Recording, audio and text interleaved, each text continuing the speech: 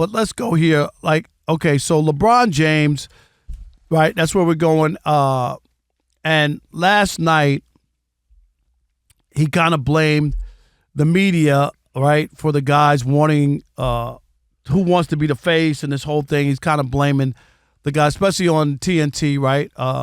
Do we have the sound? They specifically asked him about Ant, and Ant's replied, "I don't want it." He said, "I don't blame him." And this is what he said right here. I mean, it's unfortunate, but like, I don't know.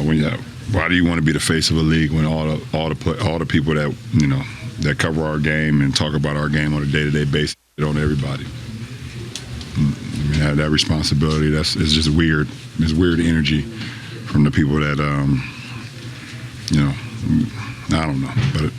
Channing, he said it. He said it perfectly. He couldn't have said it no better. But Ant said he don't want it. Obviously I didn't ask for it, but I knew there was a responsibility for me, not only to my family, my friends, my community, and whoever that was going to follow my journey throughout my career. Not only in Ohio when I started there, but all over America and all over the world when I traveled all over the world. So.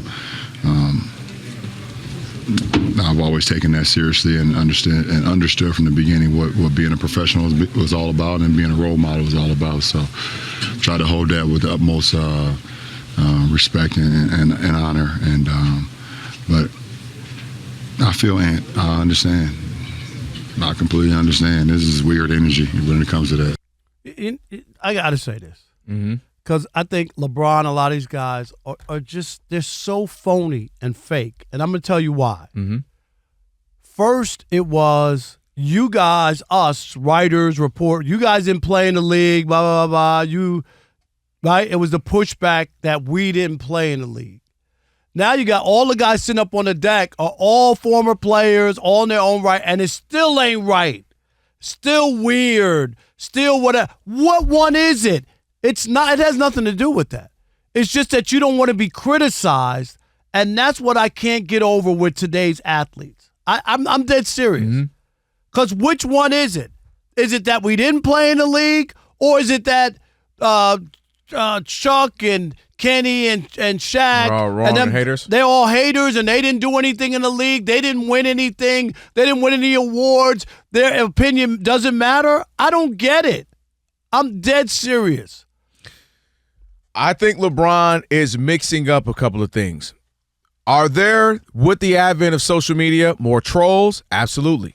That happens for me and you. People just troll you, right? Rob G gets trolls.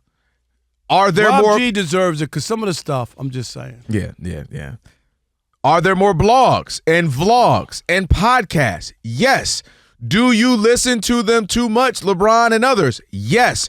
Do you allow that to consume you? Yes. Are you going to the point where you have to go 0 dark 30 because you're so involved in it? Yes. Are you interacting with burner accounts, Kevin Durant? Yes. So I absolutely do agree that there's a lot of negative conversations because there's so many more things out there. However, when I actually really watch real basketball publications and shows, for the most part, they're just talking about the game last night. They're talking about how this player is really good and this team should do this. And while the Luka trade was great for the Lakers and maybe this is good in the short term for the Mavericks.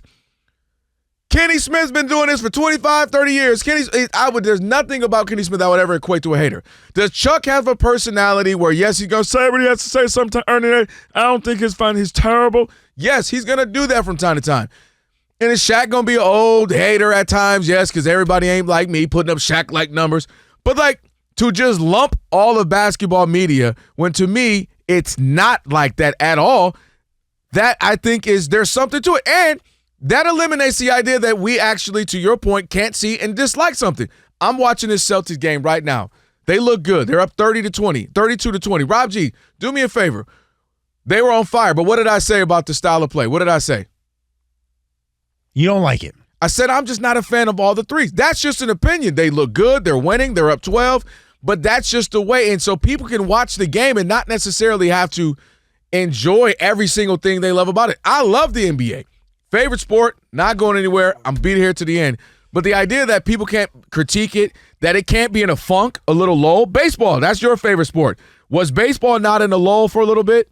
Yeah, and people beat up baseball and then forever. it comes back. So Stop. to me, things are cyclical. There's ebbs and flows. And yes, there's more blogs and social media and trolls. I will give you that. I will concede that point. And just like that, Cleveland's cut it to 9, and Boston had, 14 threes already.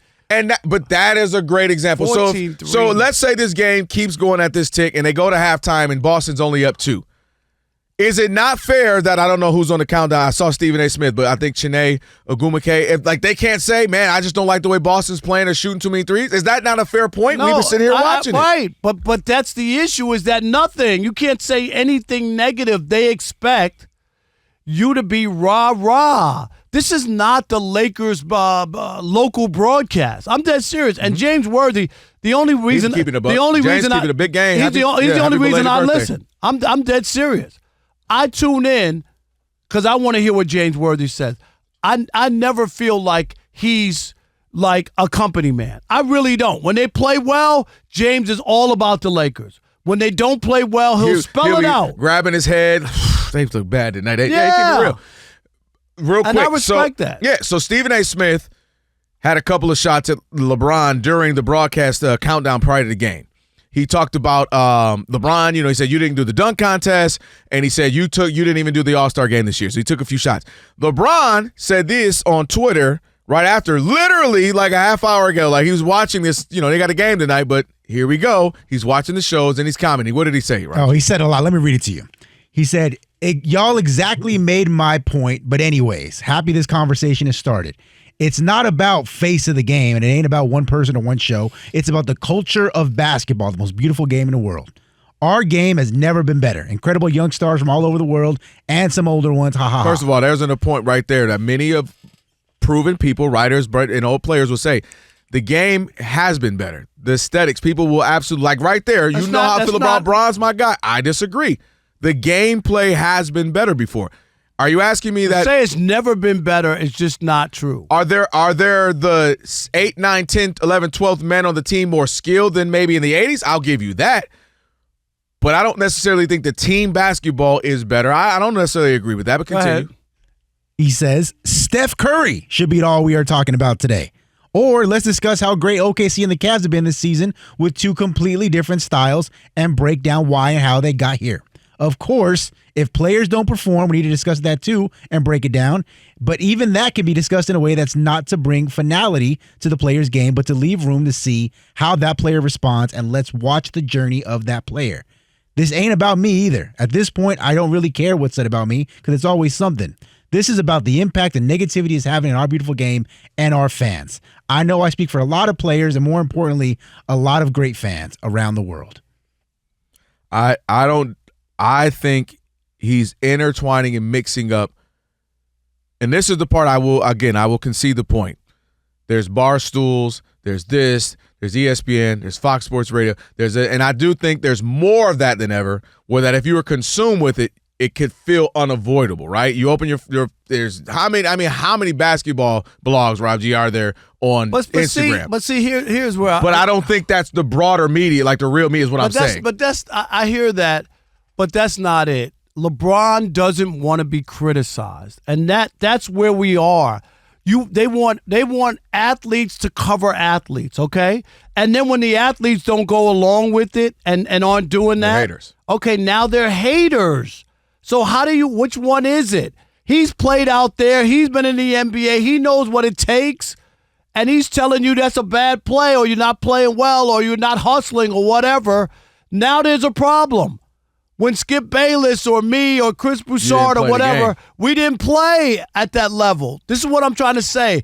The biggest thing is, they want athletes to cover each other, but they want them to cover for each other. That's what he's saying. Oh, well, if somebody doesn't play, you can discuss that, but it should be how you can improve. What? That was a little crazy. I ain't gonna lie, that part right there. Rob G, did you see that? It should be in a way that it's not final. Right. No. He got a point, though. No, he doesn't. Yes, he does. No, he doesn't, because I've lived it. It used to be that we didn't know. And now why? Because a player says, and I'm not saying that everything a player says is right. I got issues with players being covering each other because I think that there is some jealousy and some other things that writers, because I brought this up to you a million times. And I think it's a mistake when players cover each other. When 150 or 130 players don't vote for LeBron James to be an All-Star game, there's that's something crazy. there. Okay, that's absolutely crazy. That's telling you all you need to know. Yeah. Okay? Ain't no way that writers would have not, 130 writers would have not voted for LeBron. I'm dead serious. Mm-hmm. I don't care what interaction. So I think that there's a rub now because some athletes push back, and he's complaining about inside the NBA, but it's the most popular show. Well, Rob, I want to hear what you were saying. The point. Yeah, rings culture has ruined the discourse around the NBA. You heard me say that is my number one thing. When I was coming up, loving hoop. My favorite player could have been one of them was Reggie Miller. Reggie Miller ain't got ring the first. And you might be, Reg, I like Clyde Drexler, baby, or Jordan. But, it didn't come down to the rings per se. That was not that case. That's a much later conversation that I always say is the biggest compliment to Kobe Bryant, but it's his fault in that he was the first person we actually went, could he be better than Jordan? You actually thought that, oh, shoot, could he be better than Jordan? And you had to start, well, no, because Jordan got 6. Well, he got 5. Well, he never lost. And you started to do that. And then it turned to, could LeBron be better than Kobe? Could he be? Well, no, Kobe's got 5. LeBron didn't even have one. Okay, then he got one.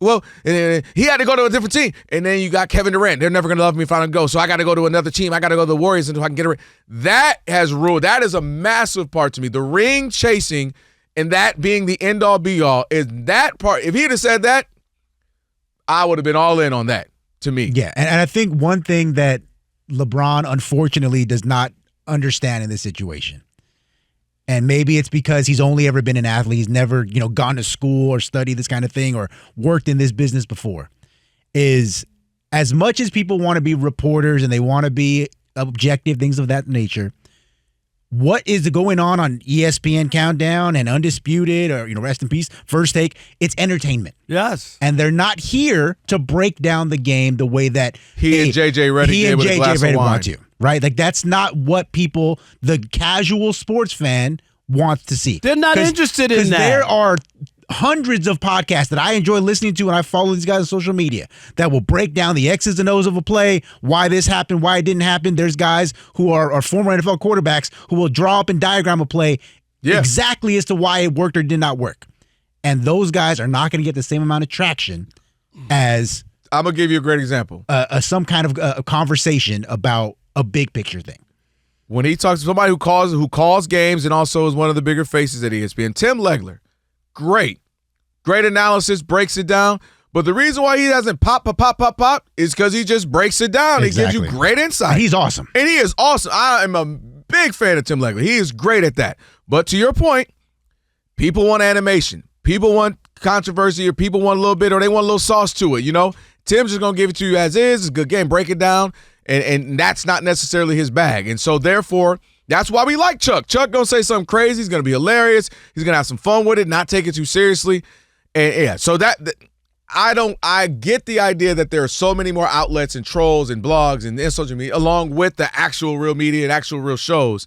And I can understand how that could grow on you as a player, right? Every time I turn on my TV or lift my phone up, someone has something negative to say to me. I will never act like I'm blind to that because I can only imagine what that would feel like. When you watch these pregame shows, I mean, they're so glowing and all they do is praise. That's what I was saying, but most of the shows, most of the real shows. But I'm talking about on the NBA games. Nobody's talking about anybody in a bad light or a negative way or an interview. There's the balance. Is that it's all positive. I have to turn the sound down on pregame show because it's so overwhelming, glowing. Oh, he's so great. He's the greatest. Like, it's ridiculous. Like, nothing negative. Am I wrong on the pregame? No, but they do that in the NFL too. It is. It's ridiculous. Like, it's just the exact opposite. And then you have one which was based on reporters having a different skew than former players who work for the league and all that kind of stuff, and they were kind of, it's the same thing. This local broadcasters doing games or whatever. You're doing the Dodgers game. You're not ripping the Dodgers game. You're not. No. I don't care what you say. You're not. You can say, they got to figure it out. They got to hit better, but you're not ripping them. No, without a doubt.